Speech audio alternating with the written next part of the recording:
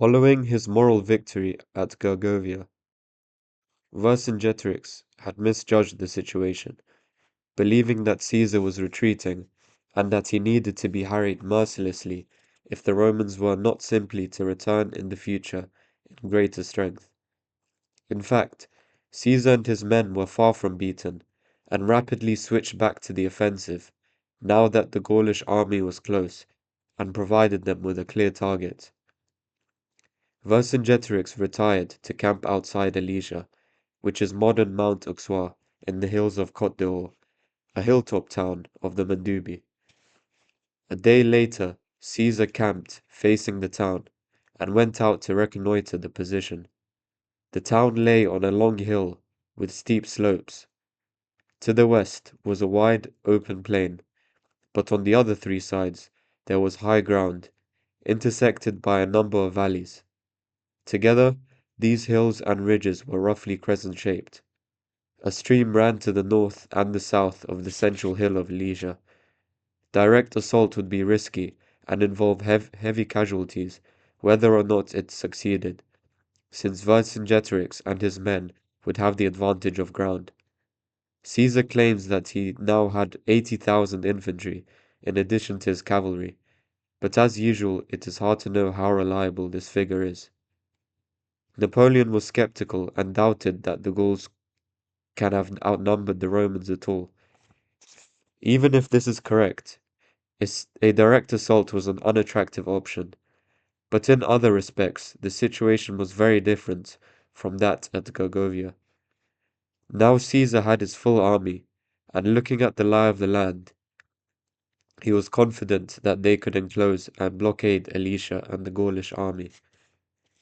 The Romans began to work on a monumental set of siege works, with a rampart stretching for 11 miles and including 23 fortlets, as well as larger camps in which the soldiers would rest. The Gauls did not let this go unmolested, and sent their cavalry to attack.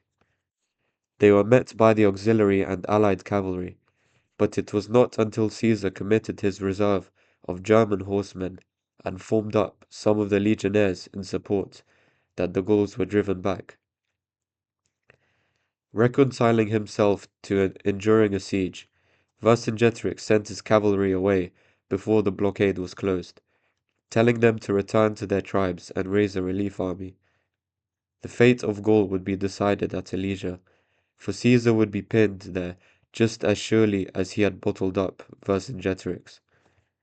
Stocks of grain in Alesia were taken under central control to be doled out as a fair ration, while the cattle were distributed to individuals to look after them until they were slaughtered. The Gauls settled down to wait for rescue and the final clash with Caesar. The Romans toiled on to complete their line of circumvallation, completely surrounding the hill.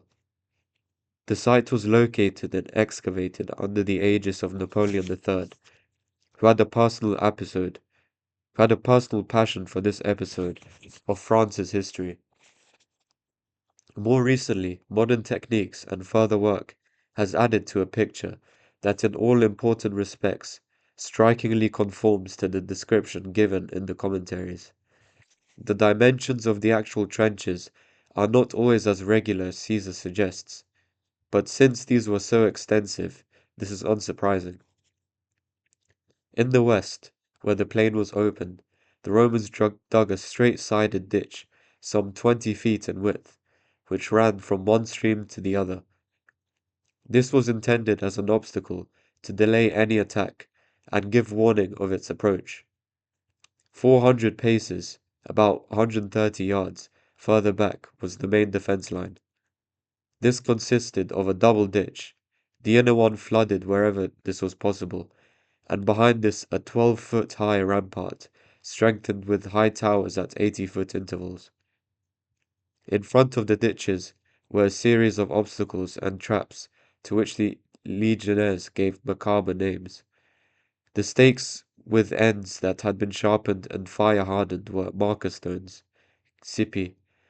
Those hidden in circular pits covered in foliage were lilies, from their shape, while the caltrops and spikes half buried, were spurs. Such traps might cause an attacker some casualties, especially if he came under cover of darkness, but their main function was to slow a charge down and rob it of momentum, as men were forced to walk past them somewhat gingerly.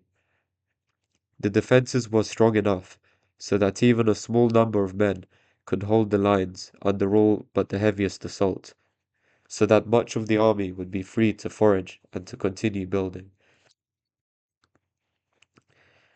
As soon as this line was complete, the proconsul set his men to building another, even longer line, a line of contravallation, facing outwards to defend against the relief army that was bound to come. It was vital to hunt out as much grain and round up as many farm animals as possible before it arrived, and Caesar instructed his men to gather sufficient to supply the entire army for 30 days. The labor and effort involved in these tasks had been massive, but Caesar now had his whole army and his ablest senior officers. In addition to the legates, who included Quintus Cicero and Gaius Trebonius, he also had young Decimus Brutus and his new quaestor Marcus Antonius, Shakespeare's Mark Antony. The Romans worked and the Gauls in Alesia watched them, occasionally launching harassing raids, but unwilling to chance a major encounter until outside aid had arrived. Both sides were waiting for the storm to break. It took time for the tribes to mass a relief force. The chieftains met and agreed on the numbers of warriors to be supplied by each people. Caesar gives a long list of the contingents requested from each tribe, and claims that the army eventually mustered 8,000 cavalry and 250,000 infantry.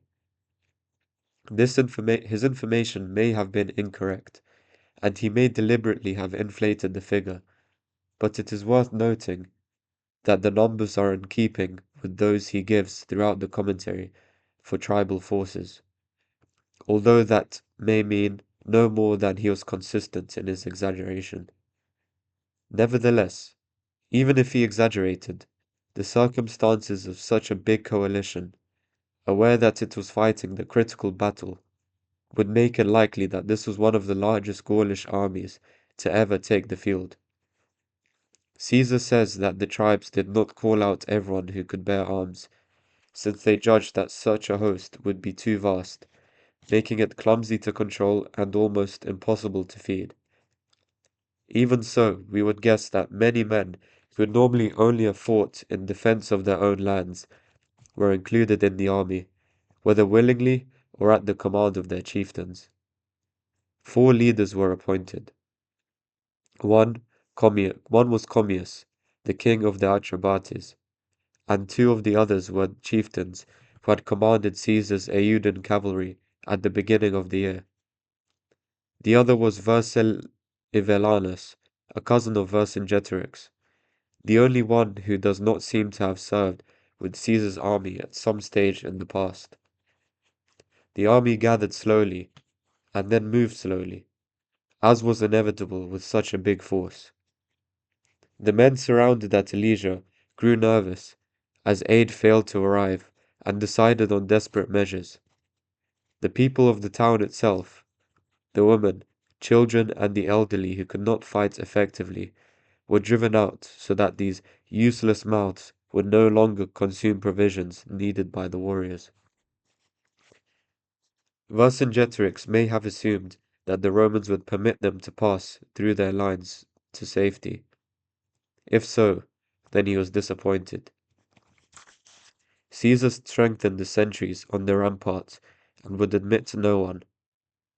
He may have feared that the passage of so many refugees could shield an attack by the warriors, or have been reluctant to let them go in an area where his army was still foraging and using up resources that he needed for his army. Perhaps he just felt that the Gauls would be forced to take the civilians back, and so make his blockade more quickly effected. They did not. At this stage of the campaign, each commander was able to match the other's cold ruthlessness. The townsfolk's pleas were ignored, and they were left to starve to death between the lines. Caesar may have felt that the sight would demoralize the Gauls. It certainly made the final clash an even grimmer affair.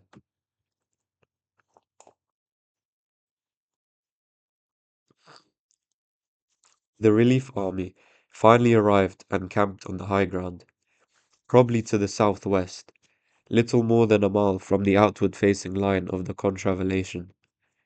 On the following day, the army massed, with the cavalry in advance on the plain and the vast crowds of infantry on the slopes behind, showing their great numbers to the enemy and their beleaguered friends. In response, Vercingetorix brought out his warriors, out of the town and their camp. They moved forward and filled in a section of the wide trench Caesar's men had dug in advance of their lines. There they waited, ready to attack in concert with the relief army. The legions were ready, men deployed on both of the siege lines to meet attack from each direction. As a gesture of confidence, Caesar sent his cavalry out from the lines to engage the horsemen of the relief force. A whirling fight developed and lasted throughout the afternoon, and seemed for a long time to have been going the Gauls' way, when once again Caesar's German cavalry charged and won the day for the Romans. The Gauls did not commit their infantry, and the armies returned to their camps as darkness fell. The next day was spent in preparation, the Gaulish warriors working to make ladders and gathering ropes to climb the Roman ramparts and preparing fascines, bundles of sticks to fill the enemy ditches. The relief army attacked at midnight, raising a great cheer to let Vercingetorix know what was happening. With the Romans between them, the two Gaulish armies had no means of direct communication. The Avernian ordered trumpets to be sounded as a signal for his own warriors to attack, targeting the corresponding stretch of the line of the circumvallation. However, it took them a long time to organize, and even more time to fill in more stretches of the Roman ditch. In the end, they were too late to help their comrades. Fighting was bitter, but eventually Mark Antony and the legate Trebonius, who were in charge of this section of the lines, moved up reserves and repulsed both attacks. The defenses constructed with so much labor by Caesar's men had proved their worth. Before launching another assault, the four leaders of the relief army took more care to scout and to speak to the locals who knew the ground. They decided that the vulnerable spot was a Roman camp on the slopes of a hill that formed the northwestern tip of this crescent-shaped high ground surrounding the town. The Romans had been unable to include the hill within their lines, since this would have massively increased the already huge task of building the lines. Only 2 legions occupied the camp, but Commius and his fellow chieftains resolved to send almost a quarter of their infantry, some 60,000 picked warriors, against the position. Vercingetorix took his men out at night, leading them to the reverse slope of the hill, where they could wait out of sight for the enemy. Diversionary attacks would be launched elsewhere before the real assault began at noon. Vercingetorix saw some of the preparations, and, although he did not know the details of the plan, resolved to give what aid he could by launching an all-out attack on the inner lines. At midday, Vercingetorix and his men spilled over the brow of the hill and poured down the slope against the vulnerable camp. Attacked in so many places simultaneously, the Roman defenders were spread thinly and came under great pressure. The lines were very extensive, but Caesar went to a position from which he could see most of the action and began ordering reserves up to reinforce threatened sectors. Even so, he was specially reliant on his senior officers to keep him informed and to take the initiative where there was not time to consult him. Vercingetorix steadily began to make headway against the camp on the hillside, so Caesar sent Labienus, his best subordinate, with 6 cohorts to reinforce the men there. The senior legate was told to use his judgment, giving up the position and getting the garrison out if he felt that it could not be held. Caesar now moved, knowing that it was not enough to simply observe and direct. He went to the men and encouraged them as they fought, telling them that this day would decide the whole war. Vercingetorix and his warriors had been repulsed in their first attacks against the weaker section of the line of the circumvallation. Now they switched to assaulting several spots that were better protected by the slopes, but only thinly guarded by the Romans. At one point they got over the ramparts and used grappling irons and ropes to pull over one of the Roman towers. Caesar sent Decimus Brutus to the spot with some troops, but he could not hold the enemy back. More cohorts led by the legate Gaius Fabius were dispatched to support them, and the gap in the line was plugged. The crisis over, Caesar galloped off to see how Labienus was coping at the fort on the hillside. He did not go alone, but hastily gathered 4 cohorts from one of the nearby fortlets. Most of the army's cavalry was also uncommitted, and he split these in 2, keeping one force with him and sending the other outside the line of contravallation to come round and take Vercingetorix's men in the flank. By this time Labienus's men had lost control of the fort's rampart, but the legate had managed to find 14 cohorts to add to the 6 he had bought and the 2-legion garrison. With this formidable force he had patched together a fighting line inside and near the fort and sent messages to Caesar letting him know what was happening. Everything was set for the crisis of the siege and the campaign. In many ways, at least as far as the commentaries were concerned, the culminating point of Caesar's campaigns since 58 BC. In his account, the skillful actions of Labienus and the other legates are noted, but the focus at the end is on the author himself.